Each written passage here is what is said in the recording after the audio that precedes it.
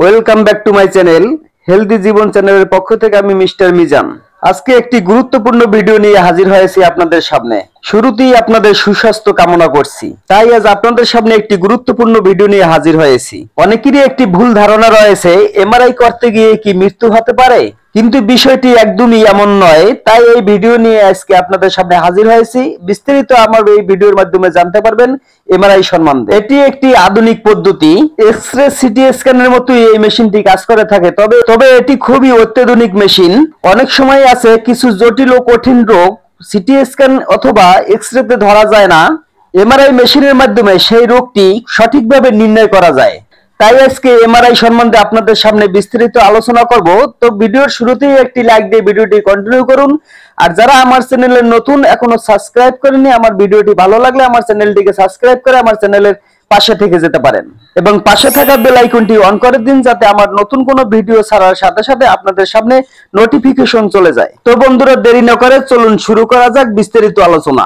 MRI কি এবং আপনার শরীরে কোন ধরনের সমস্যা দেখা দিলে তখন এমআরআই করতে হয়, কখন ডক্টররা এমআরআই করার জন্য আপনাকে সাজেস্ট করে থাকে, এবং একজন সুস্থ মানুষ এমআরআই করতে পারবে কিনা এবং এমআরআই করতে কত টাকা খরচ হয় সে বিস্তারিত আজকে আপনাদের সঙ্গে আলোচনা করব। আল্ট্রাসোনোগ্রাম, এক্স-রে, সিটি স্ক্যানের চেয়েও অনেক উন্নত এই পদ্ধতি হলো এমআরআই।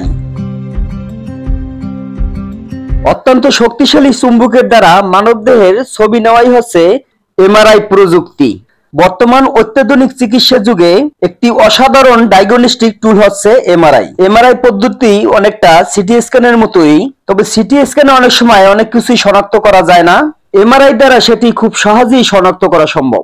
এমআরআই এর মাধ্যমে শরীরের অভ্যন্তরীণ বিভিন্ন অঙ্গের নিকট ছবি তোলা হয়, যেমন মস্তিষ্ক, চোখ, রক্তনালী, মেরুদণ্ড, হাড়, ফুসফুস, হৃৎপিণ্ড, পেট, তলপেট সহ শরীরের সব অংশের এমআরআই করা সম্ভব।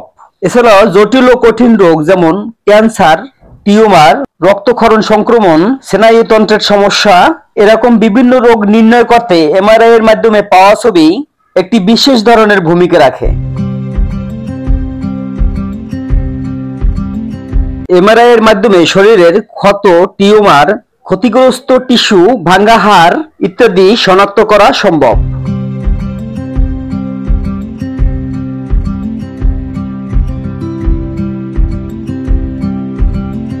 এমআরআই মেশিনের মধ্যে থাকা ম্যাগনেটটি অত্যন্ত শক্তিশালী। এটি যে কোনো চুম্বক পদার্থ বা ধাতুকে আটকে ফেলার ক্ষমতা রাখে। তাই এমআরআই করার আগে রোগীর সাথে থাকা এই ধরনের ধাতু বা বস্তু অবশ্যই খুলে রাখতে হবে।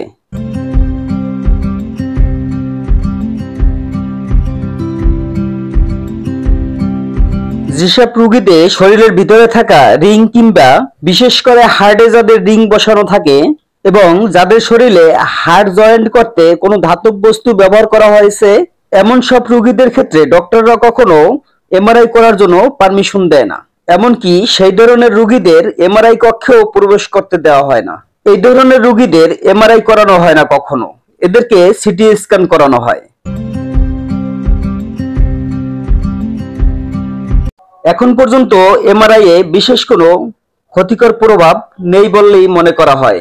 এমআরআই করতে বিশেষ গাউন পরিধান করতে বলা হতে পারে। পরীক্ষাটি করতে সাধারণত আধা ঘন্টা থেকে 1 ঘন্টা সময় লাগতে পারে, তবে কোনো রোগী নড়াচড়া করলে তাদের ক্ষেত্রে সময়টা বেশি লাগতে পারে। তাই এমআরআই মেশিনে প্রবেশ করানোর পর একদমই নড়াচড়া করা উচিত নয়। কোনো কারণে রোগী যদি বেশি নার্ভাস থাকে সেই ক্ষেত্রে সেডেটিভ জাতীয় ঔষধ ব্যবহার করা হতে পারে। এছাড়াও ভালো ছবি পেতে কন্ট্রাস্ট ম্যাটেরিয়াল ইনজেকশন দেওয়া হতে পারে।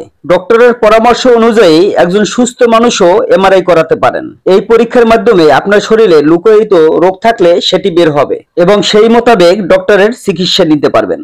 এবার বন্ধুরা জেনে নিন এমআরআই করতে কত টাকা লাগে। এমআরআই করতে সাধারণত এক এক হসপিটালে এক এক ধরনের রেট হতে পারে। শরীরের পুরো অঙ্গ এমআরআই করতে মোটামুটি 20,000 টাকার মতো লাগে। এখানে রোগের ধরন বুঝে রেট নির্ণয় করা হয়। শরীরের এক একটি অঙ্গ আলাদা আলাদা রেট নির্ধারণ করা হয়। এমআরআই সম্বন্ধে আরো কোনো ভালো তথ্য পেতে আমাকে কমেন্ট করে জানাতে পারেন। আপনার কমেন্টের উত্তরে আমি অবশ্যই আপনাকে সমাধান দিয়ে দেব। এই ছিল বন্ধুরা আজকের মতো ভিডিও। ভালো লাগলে ভিডিওতে একটি লাইক দিন। এই পর্যন্ত যারা আমার ভিডিওর সঙ্গে ছিলেন তাদেরকে জানাই অসংখ্য অসংখ্য ধন্যবাদ।